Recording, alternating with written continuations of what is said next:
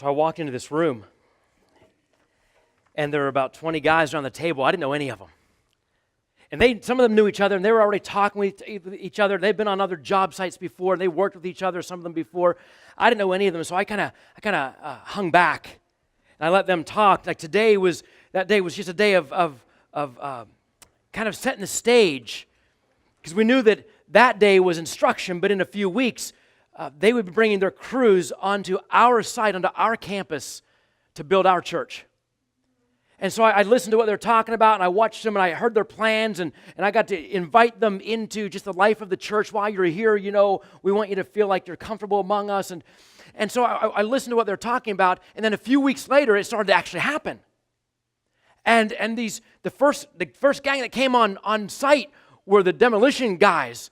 And they started tearing things down, and they started ripping holes in walls, and they started making dust everywhere. And I'm like, yay, this is great. And I wondered, how can you even see what's coming, because you're the one tearing it down? How do you know what we're building? And then came the dirt guys. And they started bringing in truckload after truckload after truckload of dirt. We used to have a parking lot back here, y'all. Do you remember that? Seems like a long time ago. But they brought this dirt and they packed it down. They built a wall around that big retaining wall out there. And then came the team that was digging the holes and digging all the trenches for the footer. And they brought in these huge cement trucks, and they're spinning and they're pouring and they're setting it in place. Then came the rain. And then came some more rain. And then it got cold and it froze. And then it started snowing. And then it got windy. And then it got cold again and more wet. And pretty soon it was nothing but mud and mess out there. Those teams kept coming. They kept working. They put on boots, and they put on heavy coats, and I watched them. I walked in from the back of the parking lot thinking, I'm so glad I'm going inside, and I'm so glad not to be one of these guys outside. And some of you brought them hot pizzas at lunch.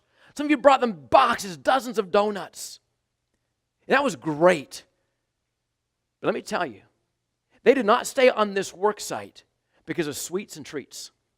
They did not stay at the job getting it done because we were kind and said hi and thanks and hello and you're welcome here. As great as all that is, they stayed doing what they were doing because they know at the end of it there's a payoff for them.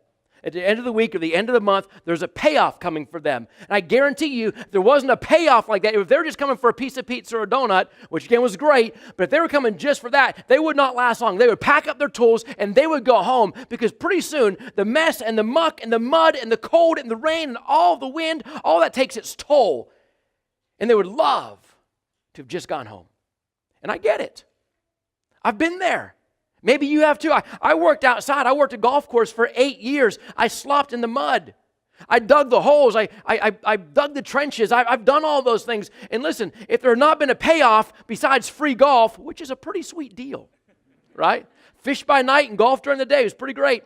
But as a kid, But if it had not been for the payoff I got at the end of every 2 weeks, I would have stayed home. Because there are days I just didn't want to go do that. But here's the thing. This goes way beyond work. See, this is kind of the story of my faith. And maybe it's the story of yours. Maybe even right now. There have been days I wanted to quit. I wanted to quit being a pastor. I wanted to quit serving the church. I wanted to quit following Jesus. Because let's face it, following Jesus is hard. And there are times in a church where I would have packed it all in. I'm so glad I'm married to a woman way better than I am.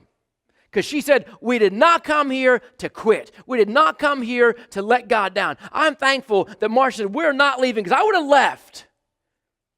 Because there are times when, and it wasn't this church, by the way, but there are times when the comments just cut too deep. There are times when you just get tired walking around every corner and someone's there telling you how wrong you're doing it. You're like, wait.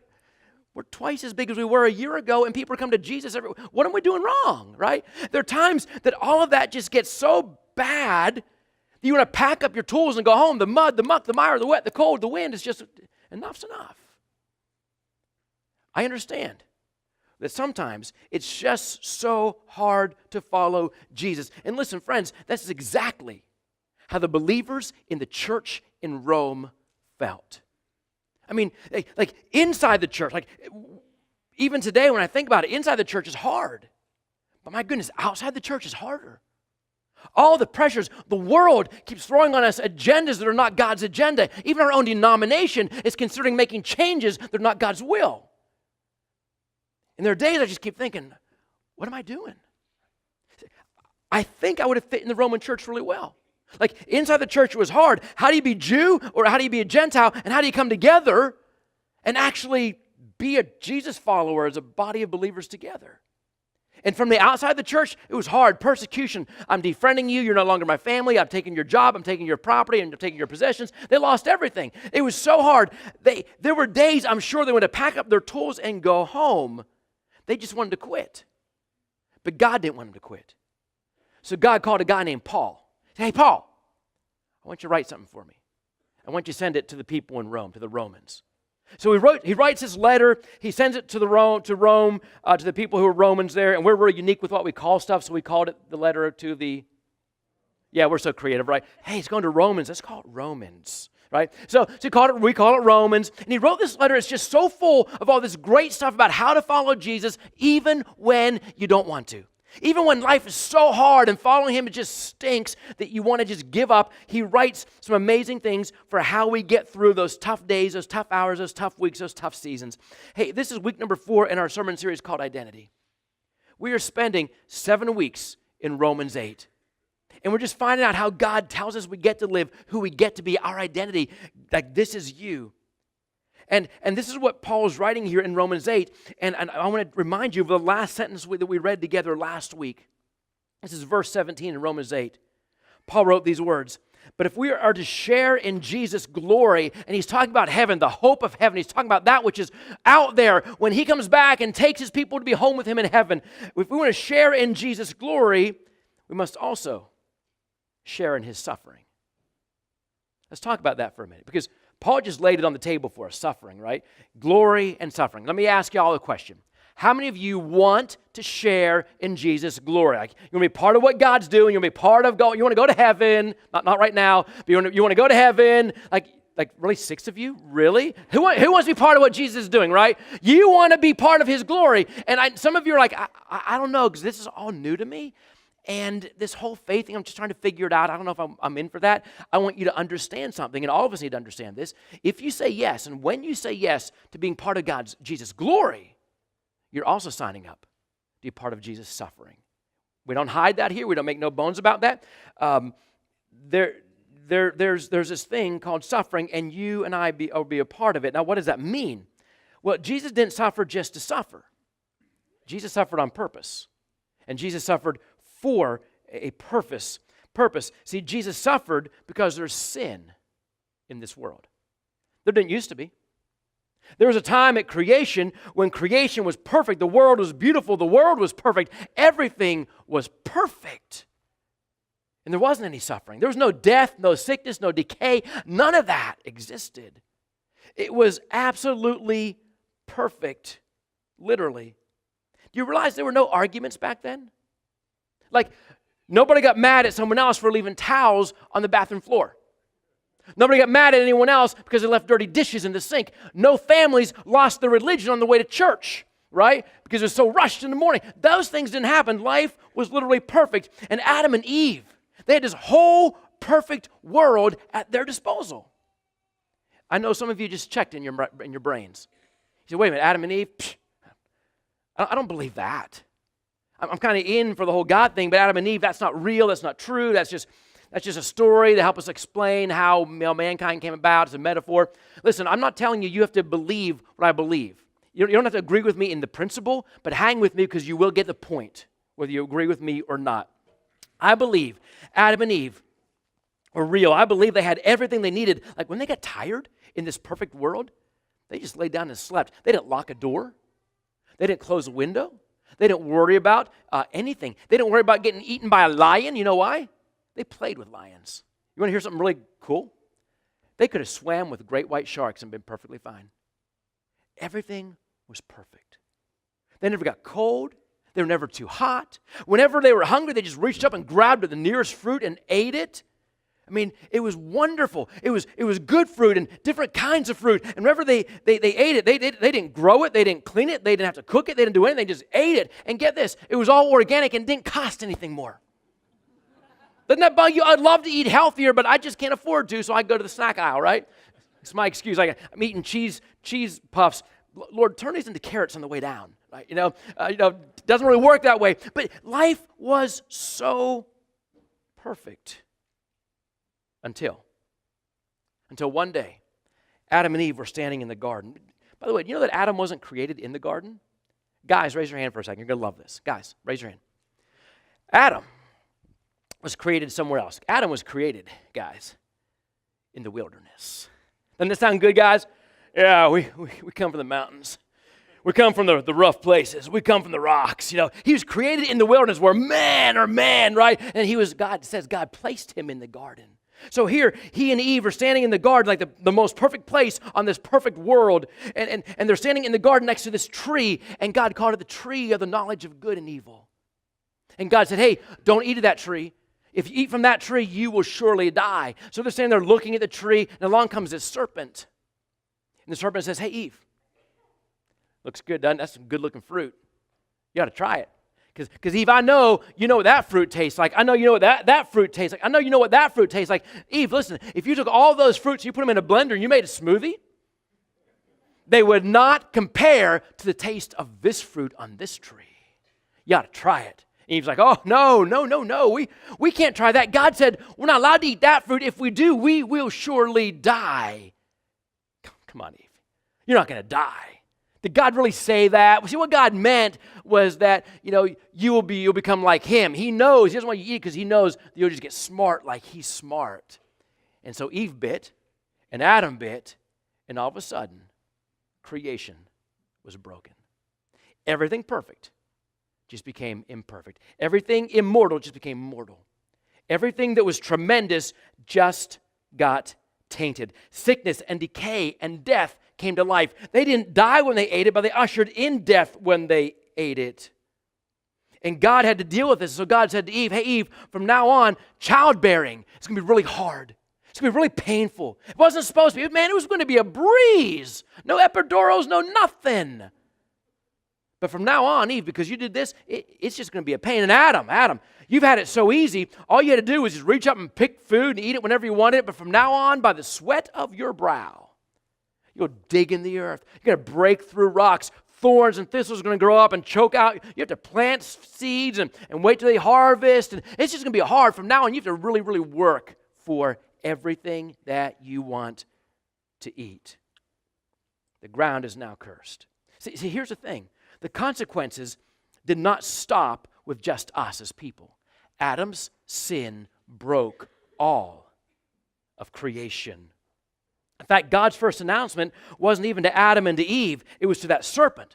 Listen to what he said. He said, hey, serpent, from now on, you're going to have to crawl on your belly through the dust. And then your mouth is going to be so close to the ground, you're going to taste the dust like it's your food when you crawl on the ground from now on. Now, I want you to think about that for a second. From now on, serpent, you're going to crawl on the ground. You know what that means? Apparently, snakes used to have legs. Is that a creepy factor to you? I'm creeped out by snakes already. I don't care, snakes are snakes. I don't like snakes at all. But the thought of a snake with legs, that's like puts me over the top. But apparently, they used to have legs. I don't know. I don't even want to picture that because I'll freak out a little bit. But all of creation was impacted by Adam's sin, everything. And I want you to remember that because this is going to be important in about 5 minutes. So this is why Jesus came. Jesus had to come and suffer to take away the result of sin. See, like it or not, sin has broken our world, your home, your work, your homework, your relationships, your finances, how you deal with things around you in the world. Sin has broken your world. Jesus came to fix what was broken, and he had to suffer in order to fix it. Here's a point that Paul's making. I'm going to give you 3 points today. If you want to keep score, here you go. Number 1, just what we just read. If you want to share in Jesus' glory, you also share in Jesus' suffering. There's no free get-out-of-jail cards here. You will suffer because of Jesus. But it's not just suffering that Paul's writing to about. He's writing to people who are followers of Jesus, and they're not just suffering like in general, right? Everybody suffers in general. We all lose people we love. We all have to pay a mortgage. We all have tough days at work. We all have broken relationships in our lives. We all have tough classes and tests in school. We all suffer in different ways at different times of life. Paul's writing specifically to people who are suffering because they're following Jesus, because of their decision to belong to Christ. Now, I don't know where people get the notion that, hey, if I give my life to Jesus, man, it's like a bed of roses. See, there are a lot of days when you go to say, hey, Jesus, I'm so glad I'm yours. Ouch, that's thorns. That's not roses. Did you ever notice what thorns do? They protect the rose. They protect that which is growing. They protect that which is being birthed. They protect that which is about to come into bloom. Roses come with thorns for a reason. Jesus knew a thing or two about thorns, didn't he? On the day that he was crucified. See, the reality is, just like roses come with thorns, faith comes with suffering. It's just a part of who we are. It's a part of what faith is. See, Jesus did not come to free you from suffering. He came to free you from sin. Jesus did not die so that you would not feel hurt. Jesus died so you would not go to hell. So even if you have Jesus in your life, you're going to suffer. But here's the thing. Listen to this. Your identity is not based in your suffering.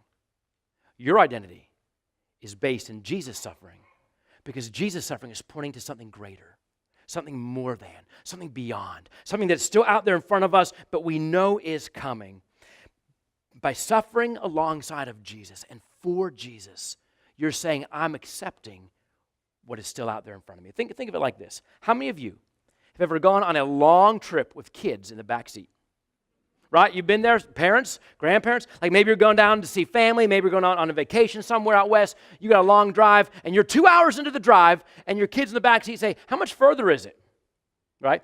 In my case, we're 2 hours on the road, day number 1, 10 more hours, deal with it, right? 10 more hours in the back seat. We're stopping once to pee, so hold it. So, no, really, we don't always do that. But here, the reality is, you don't want to tell them 10 more hours. Because you don't want to just crush them, and you don't want to hear it out loud for yourself. 10 hours is a long time when you've already traveled 2 and you're not stopping till the end of the day.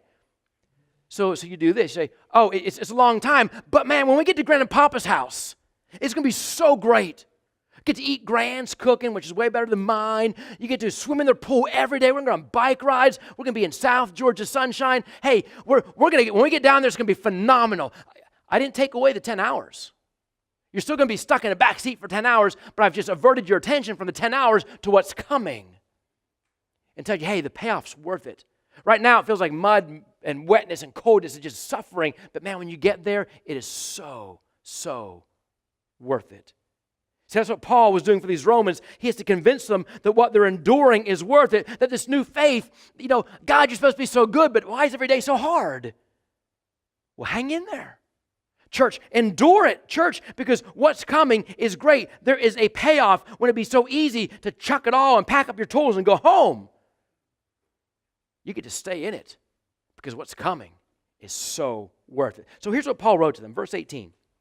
He said, I consider that our present sufferings are not worth comparing with the glory that will be revealed in us. Okay, Paul's not dismissing the suffering. In fact, he's saying, hey, embrace the suffering. And Paul was a perfect guy to write that. Listen how Paul described himself in a different letter. He said, 5 times I've received the 39 lashes from the Jews. Why 39? Because 40 will kill you. They knew in the Roman culture that if you got 40 lashes with their cat of nine tail whips, it would kill a person. The very same scourging that Jesus took, 39 lashes with a cat of nine tails, was what Paul took 5 times because of his faith in Jesus. He continues, 3 times I was beaten with rods, 1 time pelted with stones and left to die, 3 times shipwrecked. I spent a night and a day floating out in the open sea. Always on the move, in danger from rivers, bandits, fellow Jews, Gentiles, in the city, in the country, at sea, and from false believers. I've gone without sleep, food, and drink. I've been cold and I've been naked. And then there's this burden on my heart all the time for all of my churches. I know what they're going through. I know how they're being persecuted. And I just worry every single day about them. Paul says, I understand what it means to suffer for the sake of Christ. But Paul also knew something else. He knew that all the tough stuff we go through now doesn't compare to the good stuff that comes later. But he had to convince his reader. So he gives them a model that will understand. He said, let me put the cookie jar on the bottom shelf for you. And this is what he writes, verse 19. For the creation itself waits in eager expectation for the children of God to be revealed. Remember about 5 minutes ago I said this would be important, that creation was broken? This is that 5-minute time. All of creation was broken. Because of us, creation is suffering. But because of Jesus, creation is waiting in this hopeful anticipation, knowing, trusting, believing. See, God tells us there's a day when the trees and the rivers are going to clap their hands, when the hills and the mountains are going to burst into song, glorious song. There's going to be a day of redemption for all of creation, and he's making this comparison for us. Hey, look and see what creation is going through, but understand what creation is waiting for, because you get to wait for the same thing. We will taste it just like creation will. So he gives us a model that while we suffer alongside of creation in this timeline, like hard things are going to happen, your dreams will crash, your plans will fail, your friends will bail, but even so, there is hope. Listen to what he keeps writing, verse 20. For the creation was subjected to frustration, not by its own choice, but by the will of the one who subjected it in what, church? In what, church? Hope. In hope that the creation itself will be liberated from its bondage to decay and brought into the freedom and the glory of the children of God. Creation endures because healing is coming, because renewal is guaranteed, because it knows it's going to be set free. And Paul's saying, this is your model. What's happening in creation is going to happen for you. A day is coming where you'll be set free, you will be healed, you will be renewed. Paul's throwing us a lifeline in the midst of this timeline. Again, if you're keeping score, here's point number 2, just what we read. There is hope in the midst of your suffering. Then he continues with verse 22. He says, we know that the whole creation has been groaning as in the pains of childbirth right up to the present time. Not only so, but we ourselves, who had the first fruits of the Spirit, groan inwardly as we wait eagerly for our adoption to sonship or daughtership, the redemption of our bodies. For in this hope we were saved. He's saying, when you give yourself to Jesus Christ, you inherit the hope. Like without Jesus, hey, you can wish on some things, but the real hope comes when your faith is in Jesus Christ. That day of redemption is for you. We'll keep reading. But hope that is seen is no hope at all. Who hopes for what they already have? But if we hope for what we do not yet have, we wait for it patiently. Here's point number 3. You can write this one down if you want to. Your current condition doesn't compare to your future reality. Your current condition doesn't compare to your future reality. You know who I think gets this more than anybody else in our culture? Pregnant moms. Right? Women who are pregnant. Women, would you say amen to that? Okay, so this is the language, right? This is language that God uses here. Hey, it's like giving birth. It's like in groans of childbirth. I'm a guy. I don't get to experience all the pain of childbirth. But as I talk to women, mother after mother after mother after mother has told me that all of the pain of birthing the child is eclipsed by the joy of having the child. Mothers, do you agree with that? Most, right? I believe it's true. I believe it's true that all the pain makes it so worth it. I remember when we were pregnant with McKenna, our firstborn. And I remember when Marcia would be sitting on the couch, and she was very pregnant at the time. I'd take the remote control for the TV, our 27-inch big box TV, and I would set that on Marcia's belly, and inside the womb, McKenna would be kicking. And she would kick that thing onto the floor. You know what? We got super excited because, hey, we don't have this yet. We don't know what it is yet, but we know something's coming, right? We didn't get McKenna born and say, man, I can't wait till she comes. She's here, right? We were hoping for something we didn't have yet. And then I remember when we were pregnant with Abby, we borrowed a stethoscope from a friend who was a nurse, and we just listened to Marcia's belly. We would hear this heartbeat. I think she was singing. I think she was dancing because that's what she does all the time, and laughing. We didn't know what it was. We didn't have it yet. We were hoping what we did not yet have because we knew something was coming. And every moment of morning sickness, and every moment of discomfort and running to the store at midnight, See how I slipped my tiny bit of suffering in there with Marcia's big part of suffering? You see that, yeah? All the mornings, all the discovery, and me running to the store for something. But all of it was so worth it because we were hoping for what we did not yet have, but when it came, it was more than we expected. You know, I just love how God puts everything into perspective for us. He just makes it real. He says, you know what it's like to have a child. You know what it's like to go through childbirth. You know what it's like to walk through that. This is where you are right now in life. I know it's hard. But when that day comes, all of this pain is going to disappear. You're going to be healed. You're going to be renewed. You're going to be made new. He knows what it's like where you live. He knows the suffering. He knows the mortgage you pay, the kids you're trying to raise right. He knows the job you want to quit that you maybe have to go back to tomorrow. He knows the fears you face. He just puts it in perspective so that you can too. This isn't forever. It's just for now. But you know, here's a snag, and I'll close with this. The enemy doesn't want you to believe that. The enemy gets right up beside you in the midst of those hard days and says, man, this stinks, doesn't it? It is cold, it is wet, it is muddy, it is miserable, it is windy. Why don't you just pack up your tools and go home? And there's so many days you're probably like, that's a good idea. I think I will. So many days where you want to just take the lie of the enemy. He says, you know what? You need to go home and get under an electric blanket and just read for the rest of the day, right? There are days he wants you to do that in life. So let me give you a defense, the same defense that Paul gave to the people in Rome. This is a little bit later in his letter, but it's the same letter, the same people, the same thing he's writing. And he writes this to them. This is Romans 12:12. In fact, throw that on the screen. Thank you, Jeff. Read this with me from the screen. Be joyful in hope, patient in affliction, faithful in prayer. We just gave you a perimeter of defense. When the enemy comes and says, you know what? You ought to just pack it in. You say, you know what? No. You know why? Because I'm going to be joyful in hope. I'm going to be patient in affliction. I'm going to be faithful in prayer. Get out of here, Satan. I'm going to endure because I know that what God is bringing down the road is so much better than where I am right now. Friends, your identity is not in your suffering.